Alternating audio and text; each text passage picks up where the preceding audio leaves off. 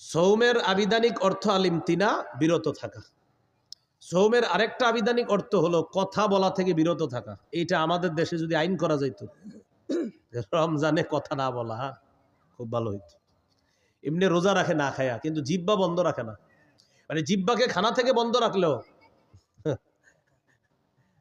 আপনার এটা দিয়ে গুনাহ থেকে বন্ধ রাখে না, মানে খানা থেকে বন্ধ, গুনাহ থেকে কিনা বন্ধ না। যদি এরকম একটা মানে আপনার আইন হয়ে যাইত যে বিশেষ করে বাংলাদেশে যারা আছে এদের জন্য জিব্বাটা নিয়ন্ত্রণ করতে হবে। কারণ আমাদের দেশে আপনার রমজান আসলেই সব জিনিসের দাম বাড়ানো শুরু হয়, জিব্বার মিথ্যা শুরু হয়। অথচ সারা পৃথিবীর অন্যান্য দেশে রমজান যত আসে মুসলমানদের জন্য দ্রব্য মূল্য তত সহনীয় করে দেওয়া হয়, কমায় দেওয়া হয়। সৌদি আরবে রমজান যত আসে, আগে যেটার দাম ছিল বেশি, খেজুরের দাম যদি হয় 10 রিয়াল, রমজান মাসে করে দিবে 5 রিয়াল। পানির দাম যদি হয় 2 রিয়াল, রমজানে 1 রিয়াল। তাদের ইয়াকিন যে একে আল্লাহ 70 দিবে, এটা তাদের ইয়াকিন। আমরা কি করি, যত রমজান কাছায় আর খালি খুঁজে হুজুর যে কি কি খায় মুসলমান। 1 নাম্বার খেজুর, বাস বাড়াও দাম। 2 নাম্বার রমজানের কতটুকু অংশ গরম থাকবে, শেষ 20 গরম থাকবে। এবার রমজান আপনার শেষের 20 একটু গরম হবে, তাহলে তরমুজ আটকায় রাখো, শেষের 20-এ মারো তরমুজ ইচ্ছা মতো। প্রথমে আটকায় রাখবে, ছাড়বে না প্রথম দিকে, তখন এটা বাড়াবে, গুদামজাত করবে, এরপরে আপনার এটা সময় মতো বাড়ায়া দিবে। এটা কি বলেন ভালো কাজ হলো, না এটা সুযোগের অসৎ ব্যবহার করা হলো? অসৎ ব্যবহার। এটা মুসলমানকে, রোজাদারকে কষ্ট দেওয়ার শামিল। আল্লাহ হেফাজত করেন। এই হলো আপনার রমজান মাস। সৌমের একটা অর্থ হলো কথা থেকে বিরত থাকা, এটাও সৌমের একটা অর্থ। যেমন পবিত্র কোরআনে সূরা মারিয়ামে আছে, ঈসা নবীকে তার আম্মা যখন কোলে নিয়ে মানুষের কাছে যাইতেছে, টেনশনে পড়ে গেছে। ঈসা নবীর আম্মা বলতেছে, আল্লাহ ইয়া লাইতানি মিত্তু ক্বাবলা হাযা, আহারে এই দৃশ্যের আগে যদি আমি মারা যাইতাম ভালো হইতো। ওয়াকুনতু নাসিয়াম মানসিয়া, আমার যদি সব ভুলাইয়া দেওয়া হইতো, আমি যদি এমন হইতাম যে সব ভুলে গেছি, তাহলে ভালো হতো। আমার যদি সবাই ভুলে যেত ভালো হতো। কারণ আমি এখন সন্তান নিয়ে যাব, আমার স্বামী নাই, কোনো পুরুষ আমাকে স্পর্শ করে না, জাতি তো আমাকে বলবে সন্তান কোত্থেকে আসছে। তো বলতেছে ইয়া লাইতানি মিত্তু ক্বাবলা হাযা, হায় আমি যদি এর আগে মারা যাইতাম। ঈসা নবীর আম্মা এটা বলতেছে। তো আল্লাহ তাআলা ঈসা নবীর আম্মাকে বললেন, فَإِمَّا تَرَيِنَّ مِنَ الْبَشَرِ أَحَدًا فَقُولِي إِنِّي نَذَرْتُ لِلرَّحْمَنِ صَوْمًا فَلَنْ أُكَلِّمَ الْيَوْمَ إِنسِيًّا। তুমি যদি মানুষের মধ্যে কাউকে দেখো, তোমার ডিস্টার্ব করতে পারে মানুষ, তখন তুমি বলবা ইন্নী নাযারতু লিররহমানি সাওমা, আমি কথা না বলার মানত করেছি, আমি রহমানের জন্য কথা না বলার মানত করেছি। এই যে সৌমা, সৌমা মানে কথা না বলার মানত করা। তাহলে সৌমের একটা অর্থ কি? কথা না বলা। ফালান উকাল্লিমাল ইয়াউমা ইনসিয়া, আজ আমি কিছুতেই কার সাথে কথা বলবো না, কোনো মানুষের সাথে কথা বলবো না। মাহফিল হইতেছে নাকি আরেকটা? কিসের আওয়াজ? কিছু বেচতেছে মনে হয় কেউ মাইক দিয়া। নিষেধ করেন তো, এরকম না আপনাদের মাইক, মাহফিলের পাশে মাইক বাজবে কেন? তো আল্লাহ তাআলা বললেন, মারিয়াম তুমি কোনো পুরুষকে যখন দেখবা, মানুষকে দেখার পর বলবা আমি রহমানের জন্য কথা না বলার মানত করেছি, আমি কারোর সাথে কথা বলবো না। খুব মন দিয়ে শুনবেন, বুঝাইতে চাইলাম সৌমের একটা অর্থ হলো কথা বলা থেকে বিরত থাকা। তো আমি বলতেছিলাম রমজান মাসে জিহ্বাটারে বিরত রাখার খুব চেষ্টা করা। কেন একটু বুঝেন। হাদিসে আসছে রাসূল সাল্লাল্লাহু আলাইহি সাল্লাম বলেছেন, সিয়াম হলো ঢাল, যতক্ষণ এই ঢালটাকে ছিদ্র না করা হবে। বলেন তো সিয়াম কি? ঢাল, জাহান্নাম থেকে বাঁচার ঢাল। এটাকে যতক্ষণ কি না করা হবে, ছিদ্র। রোজা নামক ঢাল ছিদ্র হয় 2টি অপরাধে। কয় অপরাধে? মিথ্যা এবং গীবত। এখন আপনারা বলেন মিথ্যা গীবত হয় কি দিয়ে? জিহ্বা দিয়ে। তাহলে রমজানের রোজাটা হলো ঢাল, ততক্ষণ যতক্ষণ এটাকে ছিদ্র না করা হবে। রমজান নামক রোজা বা রমজানের মাসের যে রোজা, এই রোজা নামক ঢালটা ছিদ্র হয় 2টি অপরাধে। একটি হলো মিথ্যা বলা, আরেকটি হলো গীবত করা। মিথ্যা এবং গীবত হয় জিহ্বা নামক অঙ্গের মাধ্যমে। তাই আজকে থেকে চেষ্টা করা আমরা জিহ্বাকে নিয়ন্ত্রণ করা, এটার মাধ্যমে যেন আমাদের রোজাগুলা ছিদ্র না হয়, যথাসাধ্য চেষ্টা করা। আল্লাহ হেফাজত করেন। তাহলে এবার আপনারা বলেন রোজা ছিদ্র হয় কয় অপরাধে? কি কি? মিথ্যা আর গীবত হয় কোন অঙ্গের মাধ্যমে? তাহলে জিহ্বাকে এখন থেকেই সংযত করা, নিয়ন্ত্রণ করা। আল্লাহ তৌফিক দান করেন। তিরমিজির হাদিস 2406 নম্বর হাদিস, 2406। এই হাদিসের বর্ণনাকারী উকবা ইবনে আমের রাদিয়াল্লাহু তাআলা আনহু, তিনি রাসূল সাল্লাল্লাহু আলাইহি সাল্লামকে প্রশ্ন করলেন, মান নাজাতু ইয়া রাসূলুল্লাহ, ওগো আল্লাহর রাসূল, মুক্তির উপায় কি আমি আপনার কাছে জানতে চাই। রাসূলুল্লাহ সাল্লাল্লাহু আলাইহি সাল্লাম বললেন, মুক্তির উপায় তিনটি। ভাই, মুক্তির উপায় কয়টি? তিনটি। এক নাম্বার, আমসিক আলাইকা লিসানাক, তুমি তোমার জবান সংযত রাখবা, জিহ্বা সংযত রাখবা। এটা মুক্তির এক নাম্বার উপায়। এখান থেকে বোঝা যায় জিহ্বা আপনাকে বিপদে ফেলবে।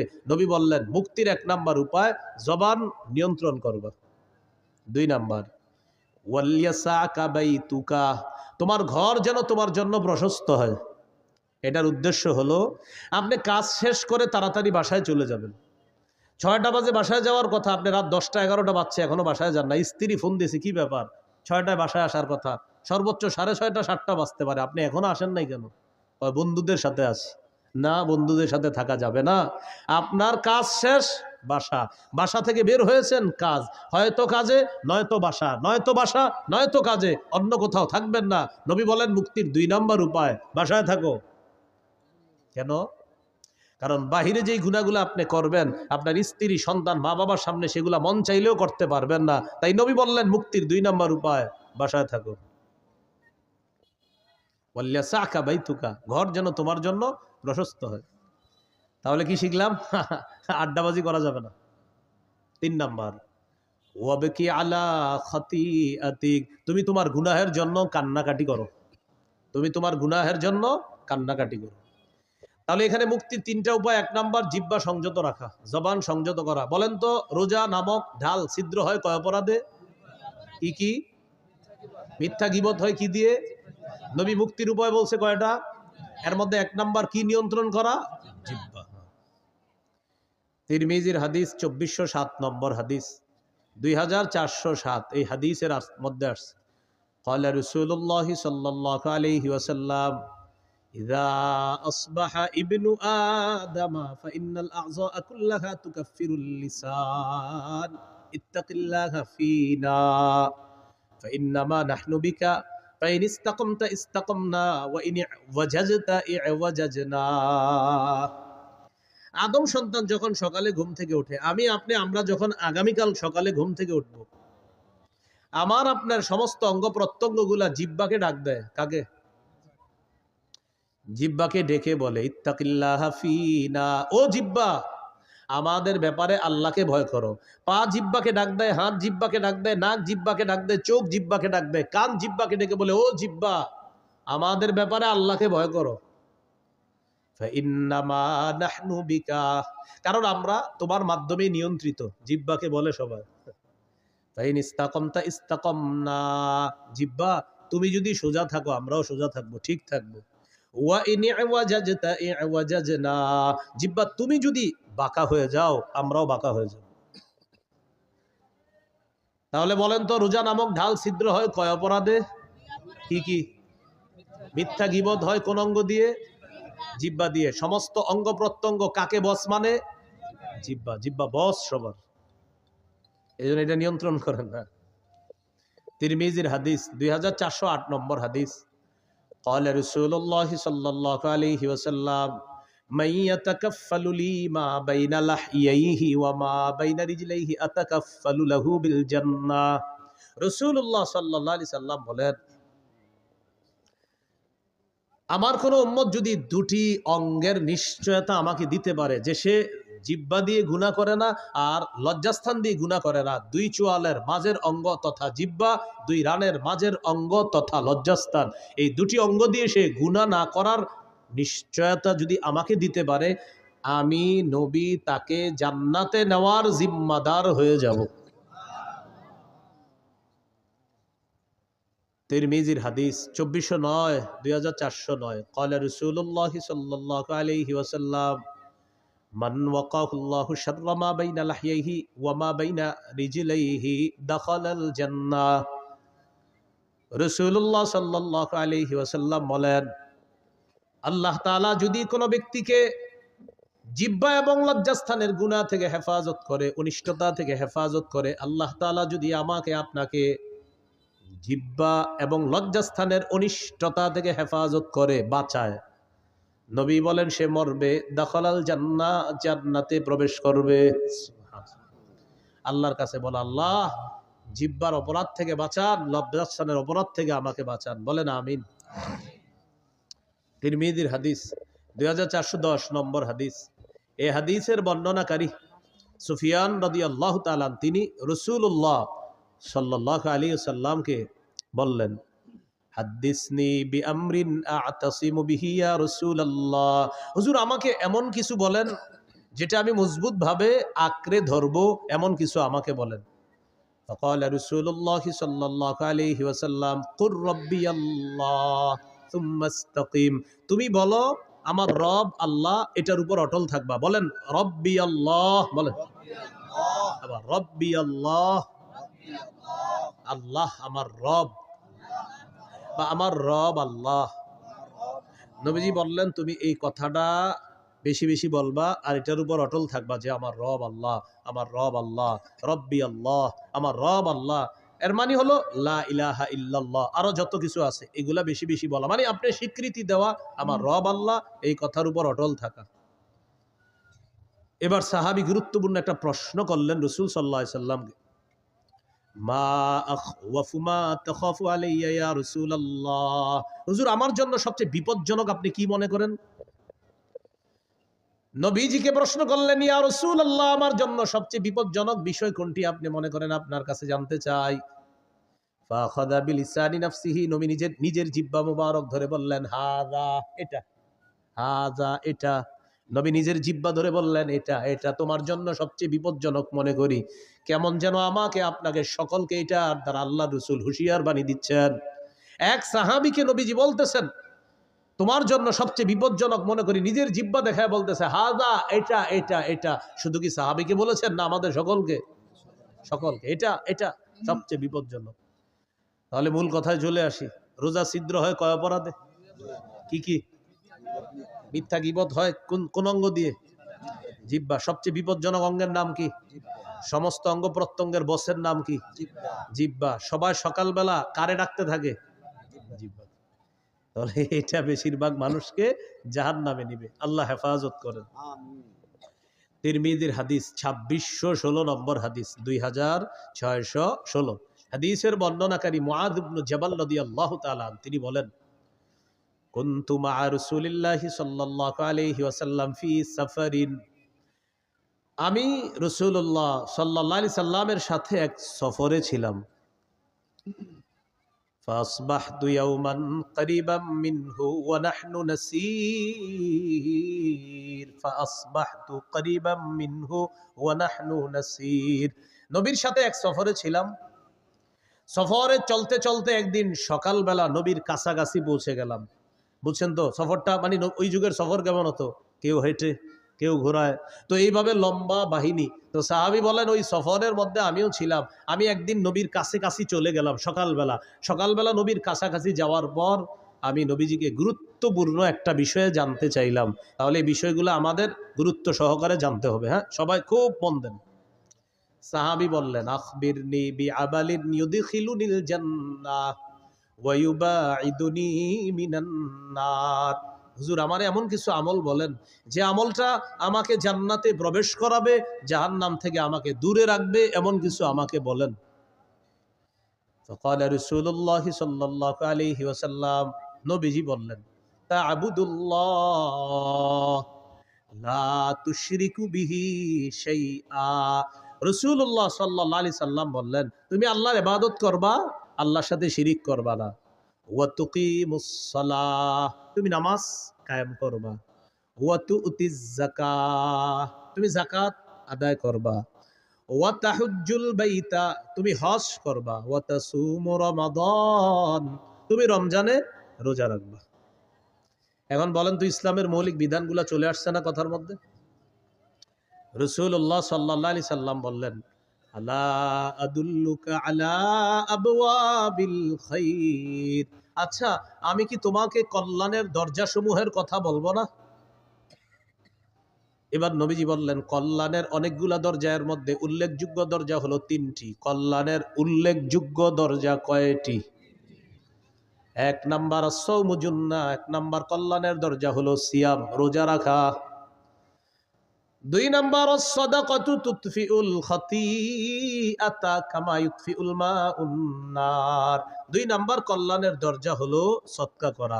সদকা এমন একটি ইবাদত, পানি যেমন আগুনকে নিভিয়ে দেয়, সদকা মানুষের গুনাহগুলোকে ধুয়ে মুছে সাফ করে দেয়।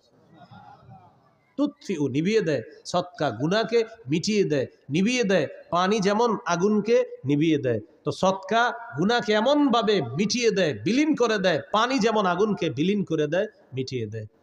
তো সদকা 2 নাম্বার দরজা। 3 নাম্বার ওয়াসসালাতুর রাজুলি মি জাওফিল লাইল, রাতে তাহাজ্জুদ পড়া। কি পড়া? রাতে তাহাজ্জুদের নামাজ পড়া রাতের বেলা। এখন আপনার রিজিক দরকার, কল্যাণ দরকার, তো এই 3 ইবাদত বাড়ায় দিতে হবে আপনার। রোজা রাখা, সদকা করা, তাহাজ্জুদ পড়া। বলতে পারেন, হুজুর আমার তো টাকাই নেই, সদকা করবো কি? 1 টাকা দিবেন, 1 টাকা থাকলে 1 টাকাই সদকা করবেন। তাহলে রোজা রাখা, সদকা করা, তাহাজ্জুদ পড়া, এইটা হলো আপনার কল্যাণের দরজা। নবীজি এটা বলার পর বললেন, আলা উখবিরুকা বিরাসিল আমরি কুল্লিহি ওয়া আমুদিহি ওয়া দিরওয়াতি সানামি। আচ্ছা, আমি কি তোমাকে কোন জিনিসের মূল কোনটা এটা বলবো না, খুঁটি কোনটা এটা বলবো না, আর সর্বোচ্চ চূড়া কোনটা এটা বলবো না? তখন নবী বললেন, রাসুল আমরি আল ইসলাম, মূলের নাম ইসলাম। সুবহানাল্লাহ। ভাই, মূলের নাম কি? ওয়া আমুদুহু আস-সালাহ, খুঁটির নাম নামাজ। ওয়া দিরওয়াতু সানামিহি আল জিহাদ, সর্বোচ্চ চূড়ার নাম হলো জিহাদ, সর্বোচ্চ শিখরের নাম হলো জিহাদ। তাহলে মূলের নাম ইসলাম, খুঁটির নাম নামাজ, সর্বোচ্চ শাখা চূড়া, এটার নাম হলো জিহাদ। তাহলে মূলের নাম, খুঁটির নাম, সর্বোচ্চ চূড়া জিহাদ। এখন একটু মন দিয়ে বুঝেন তো, নামাজের কথা আসছে, রোজা, হজ, যাকাত, জিহাদ, সদকা, এরপরে আপনার কল্যাণের দরজা, ইসলাম, সব কিছু চলে আসছে ওয়াজের মধ্যে। এর মানে আমাদের নবী মৌলিক যে ওয়াজটা করেছেন ওই সাহাবীকে, এই মৌলিক কথাগুলা গবেষণা করলে আপনি সারা জীবন কাটাই দিতে পারবেন। ওই সাহাবীকে এই ওয়াজগুলা করলেন, করার পর নবীজি সর্বশেষ যেটা বললেন, আপনার আশ্চর্য হবেন এটা শুনলে। নবীজি এগুলা বলার পর সাহাবীকে বললেন, আলা আদুল্লুকা আলা মালাকি যালিকা কুল্লিহি, আমি যে তোমাকে এতগুলা কথা বললাম, ইবাদত করতে বললাম, নামাজ পড়তে বললাম, যাকাত দিতে বললাম, হজ করতে বললাম, রোজা রাখতে বললাম, কল্যাণের দরজাসমূহের পরিচয় তোমাকে দিয়ে দিলাম, সৎকার কথা বললাম, তাহাজ্জুদের কথা বললাম, জিহাদের কথা বললাম, খুঁটির কথা বললাম, সর্বোচ্চ চূড়া জিহাদ এটার কথাও বললাম, ইসলামের কথাও বললাম। নবীজি বলেন, এই সবগুলা বিষয় তোমাকে বললাম, এর সার নির্যাসটা কি আমি তোমাকে বলবো না? এগুলার সার নির্যাসটা কি তোমাকে বলবো না? সার নির্যাসটা এখনো বাকি আছে, সেটা কি তোমাকে বলবো না? এখন আপনারা বলেন, সার নির্যাসটাই তো আমাদের দরকার। সাহাবী অবাক, এতক্ষণ সুন্দর ওয়াজ করলেন নবীজি, এখনো নাকি সার নির্যাস বাকি। তো নবী সার নির্যাস বলার সময় বললেন, আখাযা বিল ইনসানিহি, জিহ্বা ধরলেন, ধরার পর বললেন, মুআজ কুফা আলাইকা হাজা, এটা নিয়ন্ত্রণ করো, উপরের সব ওয়াজ ঠিক থাকবে। এটা নিয়ন্ত্রণ করো, সব ঠিক থাকবে। মানুষ জিহ্বার মাধ্যমে তার আমলগুলো নষ্ট করে দেয়, সব বরবাদ করে দেয়। রাতে তাহাজ্জুদ পড়ছে 3টার দিকে, কয়টা? তো পাশাপাশি 2 জন হাঁটে সকালে। তো আমি ওনারে খালি বলি, আপনার বিড়ালটা 3টা বাজে এত ডিস্টার্ব করে ওনারে। উনি আমার একদিন বলে, আচ্ছা 3টায় ডেলি আপনারে ডিস্টার্ব করে কেন? তা আমি বললাম, 3টায় তাহাজ্জুদ পড়ি তো, এই জন্য বিড়ালটা ওই সময় আমার ডিস্টার্ব। মানে আমার এতদিন বিড়াল বলার মাকসাদ হলো ওনারা জানানো আমি যে 3টায় তাহাজ্জুদ পড়ি। আসলে ওনার বিড়াল ডিস্টার্ব করে এটা আমার মূল উদ্দেশ্য না। উদ্দেশ্য উনি আমারে বলবে যে আচ্ছা বিড়ালটা 3টায় ডিস্টার্ব করে কেন আপনার? 3টা একেও না, 59ও না, 2টা, কিন্তু আপনার 3টায় ডেলি ডিস্টার্বটা করে কেন? আসলে ভাইজান আমি 3টায় তাহাজ্জুদ পড়ি তো, এই জন্য ডিস্টার্ব করে। উদ্দেশ্য আমি তাকে জানানো যে আমি যে তাহাজ্জুদ পড়ি, জিহ্বা রাতের আমলগুলা সব বরবাদ করে দিল। ভাই কথা বুঝে আসছেনি?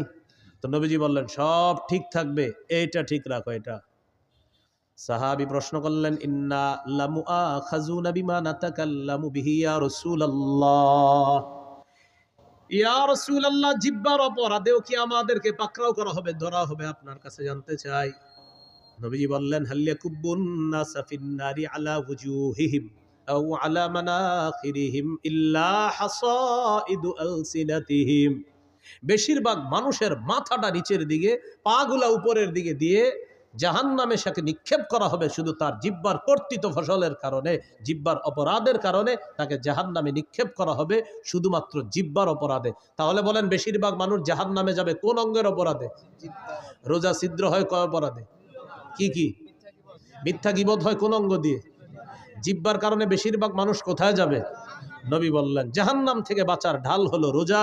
রোজা ছিদ্র হয় মিথ্যা আর গীবতের মাধ্যমে, মিথ্যা গীবত হয় জিহ্বা দিয়ে। নবী বলেন, জিহ্বার কারণে বেশিরভাগ মানুষ জাহান্নামে যায়।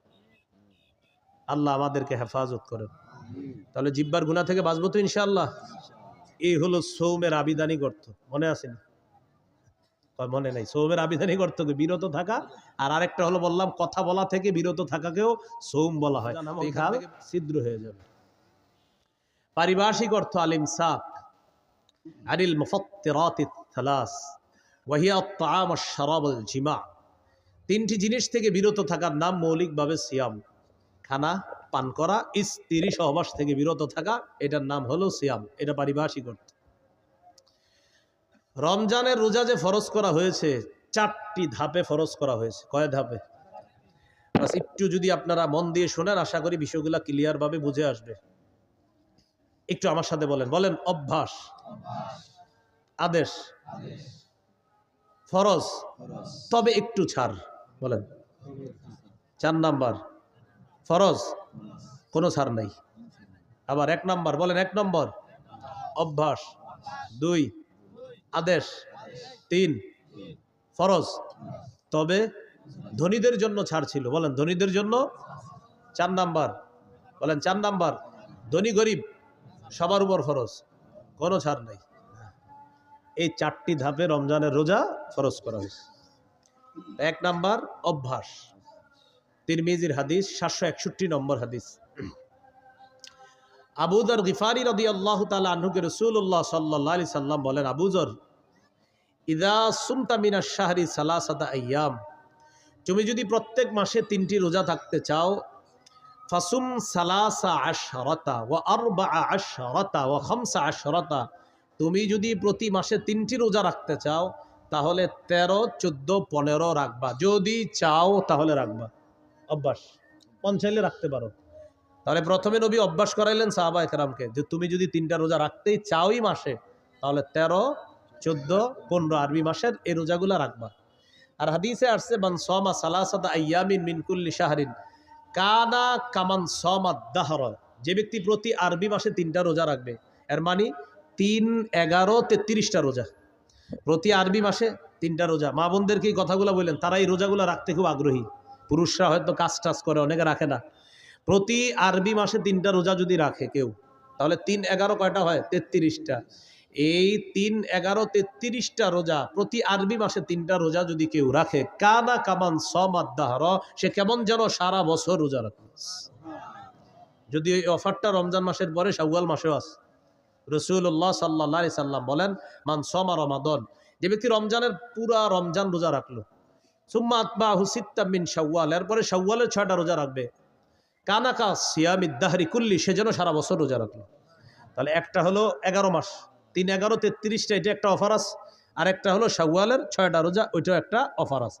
তো যাই হোক, আমাদের মূল আলোচনা ছিল 1 নাম্বার অভ্যাস। নবীজি অভ্যাস করেছে, চাইলে 3টা রোজা আরবি মাসে রাখতে পারো। 2 নাম্বার কি ছিল? আদেশ। সহিহ বুখারীর 2002 নম্বর হাদিস, আয়েশা সিদ্দিকা রাদিয়াল্লাহু তাআলা আনহার বর্ণনা, তিনি বলেন, কানা ইয়াউমু আশুরা, আশুরার দিনটা এমন ছিল, তাসুমুহু কুরাইশুন ফিল জাহিলিয়াহ, জাহিলি যুগে কুরাইশরা মুহররমের 10 তারিখে রোজা রাখত। ওয়া কানা রাসূলুল্লাহ সাল্লাল্লাহু আলাইহি ওয়াসাল্লাম ইয়াসুমু, নবীজিও মুহররমের 10 তারিখে রোজা রাখতেন। খুব বুঝেন, জাহিলি যুগে কুরাইশরা মুহররমের 10 তারিখে রোজা রাখত। আমাদের নবীজি সাল্লাল্লাহু আলাইহি সাল্লাম তিনিও রোজা রাখতেন। কবে? মুহররমের 10 তারিখ। ফালাম্মা কাদিমাল মাদিনা, নবীজি যখন মদিনা আসলেন, আসার পর দেখে ইহুদিরা মুহররমের 10 তারিখে রোজা রাখে। ফাকাল রাসূলুল্লাহ সাল্লাল্লাহু আলাইহি ওয়াসাল্লাম, নবীজি বলেন, আচ্ছা তোমরা আজকে রোজা রাখো কেন মুহররমের 10 তারিখে? ইহুদিরা জবাব দিল, হাদা ইয়াউমুন নাজ্জাল্লাহু ফীহি মূসা, এটা এমন একটা দিন যেই দিনে আল্লাহ মুসা নবীকে ফেরাউনের বাহিনী থেকে মুক্তি দিয়েছিলেন। ফাসামাহু শুকরান লিল্লাহ, মুসা নবী শুকরিয়া আদায় করার জন্য মুহররমের 10 তারিখে রোজা রাখছে। আমরা তার অনুসরণে মুহররমের 10 তারিখে রোজা রাখি। কাদের বক্তব্য? ইহুদিদের। আমাদের নবীজি বললেন, মুসা নবীর অনুসরণ করা বা তাকে মহাব্বত করার ক্ষেত্রে তোমাদের চেয়ে বেশি দাবিদার, হকদার আমরা। সুবহানাল্লাহ। মুসা নবীকে অনুসরণ করার ক্ষেত্রে আমরা বেশি হকদার, মুসা নবীর সুন্নাহ পালন করার ক্ষেত্রে আমরা বেশি হকদার, মুসা নবীকে ভালোবাসার ক্ষেত্রে আমি আর আমার উম্মত বেশি হকদার। মুসলমান যারা, নবীজি গুরুত্ব দিয়ে মুহররমের 10 তারিখে রোজা রাখা শুরু করলেন। সাহাবীদেরকে আমারও বিসিয়ামিহি আদেশ করলেন, এখন থেকে মুহররমের 10 তারিখে তোমরাও রোজা রাখবা। অন্য বর্ণনায় আসে মুহররমের 10 তারিখে তোমরা রাখবা, যেহেতু ইহুদিরা রাখে তোমরা আগে পরে একটা রাখবা, হয়তো 9-10 রাখো, না হয় 10-11 রাখো, তাদের বিরোধিতা করো। বুঝে আসছিনি? তাহলে এটা কি অভ্যাস না হুকুম? তাহলে 1 নাম্বার ছিল অভ্যাস, 2 নাম্বার হুকুম, আমারও বিসিয়ামিহি, এই মুহররমের 10 তারিখে রোজাটা রাখো তোমরা। 3 নাম্বার ফরজ, তবে একটু ছাড়। কাদের জন্য? ধনীদের জন্য। সূরা বাকারার 183 নম্বর আয়াতে আল্লাহ বলেন, ইয়া আইয়ুহাল্লাযীনা আমানু কুতিবা আলাইকুমুস সিয়াম, হে ঈমানদারগণ তোমাদের উপর সিয়াম ফরজ করা হয়েছে।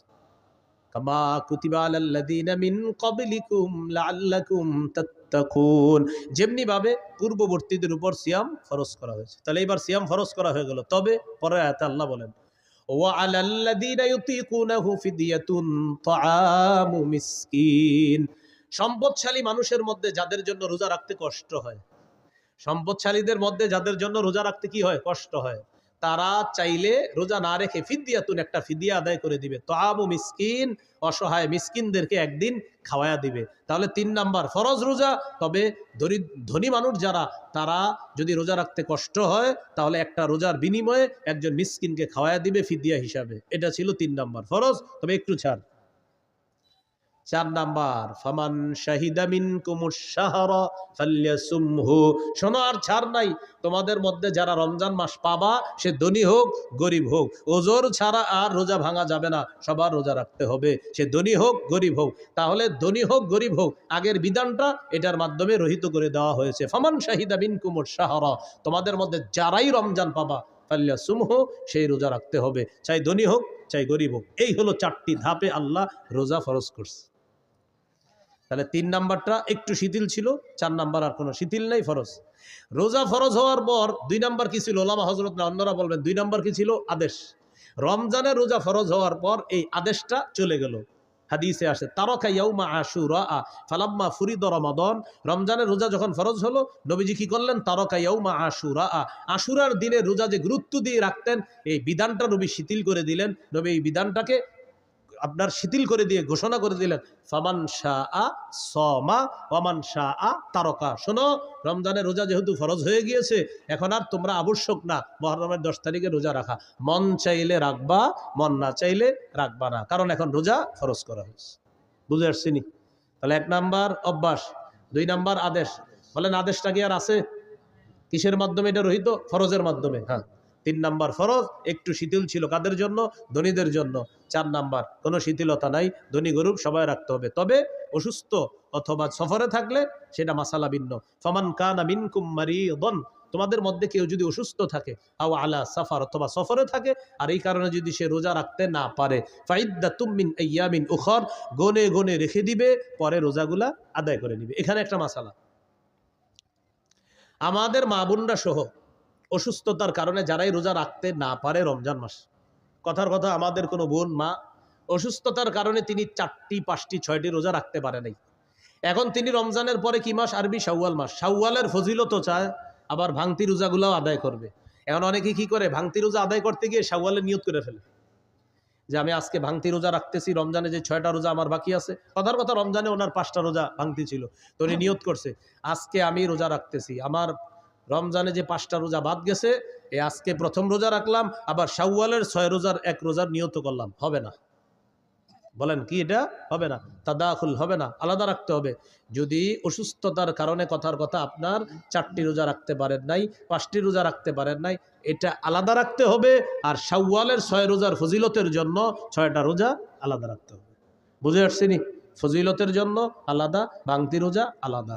আল্লাহ আমাদেরকে মনে রাখার তৌফিক দান করেন। রমজানের প্রথম রাত যখন শুরু হবে, প্রথম রাতে তারাবি পড়বেন। রাতে কি পড়বেন? সাহাবী কেরামের ঐক্যমতে 20 রাকাত তারাবি, সাহাবায়ে কেরামের ঐক্যমত 20 রাকাত তারাবি পড়বেন প্রথম রাতে। সাহারির সময় উঠা নবীর 12 মাসের একটা আমল আছে, 8 রাকাত তাহাজ্জুদ। বলেন কোন মাসের আমল এটা? 12 মাস নবী কয় রাকাত তাহাজ্জুদ পড়তেন? 8 রাকাত। এই 12 মাসের তাহাজ্জুদের 8 রাকাতের আমলটা সাহারির সময় করতে পারেন। হুজুর কেন 12 মাস করলে সমস্যা কি? আপনি কইরেন, আজকেও কইরেন, সমস্যা নেই, আজকেও আপনি 8 রাকাত কইরেন। কিন্তু রমজানে যেহেতু সাহারির সময় আল্লাহ আমাদেরকে উঠাইয়া দেয়, যেহেতু আমরা উঠি, একটা সুযোগ আছে আমাদের, তো এই সুযোগটা গ্রহণ করে রমজানে আমরা 8 রাকাত তাহাজ্জুদ পড়ার চেষ্টা করব। তাহলে তাহাজ্জুদ বলেন 12 মাসের আমল, বলেন তাহাজ্জুদ 8 রাকাত তাহাজ্জুদ, এটা কোন মাসের আমল? এটা আপনি রমজানে পড়তে পারেন, যেহেতু সাহারির সময় ওঠেন। আর তারাবি এটা 12 মাসের আমল না, এটা শুধু রমজানের আমল। তাহলে তারাবি 20 রাকাত পড়বেন সাহাবায়ে কেরামের ঐক্যমতে। হাফেজ সাহেব যারা আছি আমরা একটু ধীরস্থিরভাবে তারাবিতে তেলাওয়াত করব, যেন মুসল্লিরা তেলাওয়াতগুলা বুঝতে পারে। দ্রুত আমরা তেলাওয়াত করব না, খুব সুন্দরভাবে আমরা তেলাওয়াত করব। কাদির, হাকিম, আলিম, সুদূর, এগুলা কিন্তু মুসল্লিরা বুঝে। 12 নাম্বার পাড়ায় রশিদ আছে না, কয়েকবার রশিদ, আমাদের এক মুসল্লি নাম আব্দুর রশিদ, উনি গনছে, কয় হুজুর আজকে আমি 12 নাম্বার পাড়াটা পড়ছি, আর আমার নামটা কয়েকবার ছিল, আমি গুনছি আপনি এতবার পড়ছেন কিনা রশিদ আমারে বলছে 12 নাম্বার পাড়ার দিন। একদম পুরো আব্দুর রশিদ ভাই এখন আছে লালবাগে, উনি 12 নাম্বার পাড়ার দিন আমার 1 বছর বলছে। এখন আমি ওই মসজিদে না, আরেক মসজিদে দাঁড়াই পড়াই। তো যে ওখানে যখন পড়াইতাম লালবাগে আপনার আমলিগুলা এসি মসজিদ, তো ওখানে আব্দুর রশিদ ভাই আছে একজন, তো উনি ওনার নাম যেহেতু আব্দুর রশিদ, তো 12 নাম্বার পাড়ায় রশিদ আছে কয়েকবার, তো উনি গুনে রাখছে যে উনি 12 নাম্বার পাড়াটা পড়ছে আর গুনে রাখছে রশিদ। হ্যাঁ, এভাবে গুনে রাখছে আপনার যে অমা আমরু ফিরআউনা বিরশিদ আলাইসা মিনকুম রাজুলুর রশিদ, এইভাবে রশিদ আছে কয়েকবার 12 নাম্বার পাড়ায়, তো ওনার নাম আব্দুর রশিদ। তো এই বেচারা আইসা গনছে, কয় হুজুর রশিদটা কিন্তু আপনি যেই বাক্য আমি গনছি, আপনি যে ঠিক এতবারে আমি পড়ছি আজকে, আপনি এতবারই পড়ছেন, তার মানে বেচারা আমার পড়াটা মন দিয়ে শুনছে। তো এই জন্য বলতে চাইলাম মুসল্লিরা কিন্তু আছে যে উনি শুনতে চায় যে আজকে আমি যে পারাটা পড়ছি এখানে ইন্নাল্লাহ আলা কুল্লি শাইইন কাদির পড়ছি, মানে অনেকে দেখবেন আপনি যেটা পড়বেন উনিও দিনের বেলায় পারাটা তেলাওয়াত করে, তো রাতের বেলা উনি অপেক্ষা থাকে যে এই পৃষ্ঠার শেষে তো একটা হাকিম আছে, হুজুর দিয়ে হাকিম পড়লো না, উনি অপেক্ষা থাকে উনি হাকিম পড়বে, উনি খবির পড়বে, উনি আলিম পড়বে। তো এটা তো আগ্রহ, এটা ভালো, এই জন্য আমরা একটু বুঝিয়ে শুনিয়ে তাদেরকে পড়ার একটু চেষ্টা করব, বলেন ইনশাআল্লাহ। সুন্দরভাবে দেখেন এইখানে যারা আছে, যারা হাফেজ না, তারাও কিন্তু এই আয়াতটার সাথে পরিচিত, ইন্নাল্লাহ আলা কুল্লি শাইইন কাদির, সবাই পরিচিত না আপনারা? তো এটা যখন নামাজে শুনবেন আপনার মাথায় ওহো এটা তো আমিও চিনি, এটা আমিও জানি, এই আয়াত তো আমিও পারি, আল্লাহু আলা কুল্লি শাইইন কাদির, এটা আমিও পারি। এরপরে আপনার আল্লাহু খাবীরুম বিমা তা'মালুন, ইন্নাল্লাহা খাবীরুম বিমা তা'মালুন, এগুলো আপনি। এরপরে 19 নম্বর পারায় আছে আপনার বিসমিল্লাহির রহমানির ইন্নাহু মিন সুলাইমান ওয়া ইন্নাহু বিসমিল্লাহির রহমানির রহিম। আচ্ছা বিসমিল্লাহির রহমানির রহিম পারেন না এমন কেউ আছেন? তিনি যখন 19 নম্বর পারার দিন শুনবে বিসমিল্লাহির রহমানির রহিম বলছে, হুজুরে হুজুর আসলে ঠিকই তো, এটা তো আছে এখানে, এইভাবে তার আগ্রহ তৈরি হবে। হ্যাঁ, 24 নম্বর পারায় আছে আলহামদুলিল্লাহি রাব্বিল আলামিন, 24 পারার 15 নম্বর পৃষ্ঠায় আছে আপনার যে আলহামদুলিল্লাহি রাব্বিল আলামিন। তখন আপনারা আলহামদুলিল্লাহি রাব্বিল আলামিন পারেন না কে কে? সবাই পারেন। বুঝাইতে চাইলাম অনেক মুসল্লি আছে যারা অনেক পরিচিত আয়াত আছে, তারা এগুলো শুনতে চায় যে তারা ভিতরে হুজুর পড়বে আর আমি এটা মন দিয়ে শুনবো। তাহলে আমরা এইভাবে বুঝিয়ে শুনিয়ে একটু তেলাওয়াত করার চেষ্টা করব, বলেন ইনশাআল্লাহ। তাহলে রমজান মাসে আমরা তারাবি পড়বো, সাহাবী কারামের ঐক্যমতে 20 রাকাত তারাবি পড়বো, ধীরস্থিরভাবে পড়বো। আর 8 রাকাত তাহাজ্জুদ, এটা নবীজির 12 মাসের আমল। প্রশ্ন হলো হুজুর এটা 12 মাস করি না কেন? আপনি করেন, কোনো সমস্যা নাই, কিন্তু রমজানে যেহেতু সাহারির সময় আল্লাহ আমাদেরকে উঠি খাওয়ার জন্য 8 রাকাত তাহাজ্জুদ পড়ার চেষ্টা করব। রমজানে দিনের বেলা যদি কেউ আপনার কাছে আইসা আপনারা বলে ভাই কি অবস্থা, কেমন আছেন, বলবেন আলহামদুলিল্লাহ। তো তারাবি পড়ছেন? জি পড়ছি। এরকম কিছু লোক আপনারা বলবে কয় রাকাত পড়ছেন? বলবেন তারাই পড়ছি তো 20 রাকাত পড়ছি। 8 পড়েন নাই? বলবেন 8ও পড়ছি। 20 পড়ছেন? 20ও পড়ছি। আরে 20 8 দুটোটাই পড়ছেন, এটা কোনো কথা? পড়েন নাই কি? বলবেন ঝগড়া পড়ি নাই। কি পড়ি নাই? ঝগড়া। পড়ছেন কি? বলবেন 20ও পড়ছি 8ও পড়ছি। তো 20 কি বললেন? বলবেন সাহাবায়ে কেরামের ঐক্যমতে 20 রাকাত তারাবি এটা পড়েছি। 8 কি বললেন? নবীজির 12 মাসের আমল তাহাজ্জুদ 8 রাকাত, এটাও পড়েছি। পড়েন নাই কি? ঝগড়া পড়ি নাই, যে নিয়তে আপনি আসছেন এটা আমি পড়ি নাই। আসসালামু আলাইকুম জান। নবীজি বলে দিয়েছেন ফাইন সাববাহু আহাদুন, কেউ যদি তোমার সাথে ঝগড়া করতে আসে বলবা ইন্নী ইমরুন সাইম, ভাই আমি রোজাদার, ঝগড়া করতে পারবো না। মনে থাকবে তো ইনশাআল্লাহ? আল্লাহ তৌফিক দান করেন। ইনশাআল্লাহ আশা করি আমি আগামী 5-6 দিনের মধ্যে রমজান বিষয়ক আমার একটা কিতাব বের হয়ে যাবে ইনশাআল্লাহ। ওই মিম্বরের আমানত 8 খণ্ড আবাদত আসে। 9ম খণ্ডের মধ্যে আলোচনা হলো যাকাত, রমজান, হজ। 9ম খণ্ডের আলোচনা যাকাত, রমজান, হজ, কোরবানি, মুহররম। যাকাত, রমজান, হজ, কোরবানি, মুহররম, সফর। সফরে কিছু কুসংস্কার আছে। এই পুরো আলোচনাগুলো 9ম খণ্ডে আছে। তো ওলামা হযরতদের অনেকে বলে ওইটা কবে আসবে? আমি আসলে 6 মাস ধরে বলতেছি আসবে আসবে, এখনো আসে না। তো সর্বশেষ বলতেছি ইনশাআল্লাহ আশা করি 5-7 দিনের মধ্যে এটা যে কোনোভাবে ইনশাআল্লাহ আনার চেষ্টা করতেছি। তাও ইনশাআল্লাহ কিন্তু বারবার বলতেছি। আপনার আবার এরকম বলার সুযোগ নাই। কই বললেন তো 5-7 দিনের মধ্যে আসে নাই তো। বারবার বলতেছি ইনশাআল্লাহ আসবে, হ্যাঁ? তো এটা আপনারা একটু সংগ্রহ করে নেবেন। এখন ওই গাড়িতে 1 থেকে 8 খণ্ড আছে। এখন গাড়িতে 1 থেকে 8 খণ্ড আছে। যাদের প্রয়োজন হয় নিতে পারেন। 1 নম্বর খণ্ড সন্তানের 64টা অধিকার, 2য় খণ্ড শিরিক বেদাত কুফর তাওহীদ, 3য় খণ্ড হালাল হারাম সুদ, 4র্থ খণ্ড স্বামী স্ত্রীর অধিকার, 5ম খণ্ড লা ইলাহা ইল্লাল্লাহর ব্যাখ্যা, 6ষ্ঠ খণ্ড নামাজ, 7ম খণ্ড পাক নাপাকের মাসালা। যেমন শীতকালে ইমাম সাহেবরা প্রশ্ন করেন, হুজুর ঢিলা নিলে হবে না, পানি কি নিতে হবে? আর গরমকালে প্রশ্ন করে, হুজুর পানি নিলে চলবে না, ঢিলা নিতে হবে? এখন করবেন কোনটা? এটা 7ম খণ্ডে আলোচনা আছে। 8ম খণ্ডে আপনার নামাজের মাসালাগুলা আলোচনা আছে 8ম খণ্ডে। যাদের প্রয়োজন হয় গাড়ির কাচ না ভেঙে গাড়ি থেকে সংগ্রহ করতে পারেন। আসসালামু আলাইকুম ওয়া রাহমাতুল্লাহি ওয়া বারাকাতুহু। হ্যাঁ, সাহরি খাওয়ার পরে যদি সময় থাকে অবশ্যই তাহাজ্জুদ পড়তে পারবেন। যদি সাহরি খাওয়ার পরে আপনার এখনো আধা ঘন্টা বাকি, তাহাজ্জুদ পড়বেন, কোনো সমস্যা নেই। হ্যাঁ, হ্যাঁ।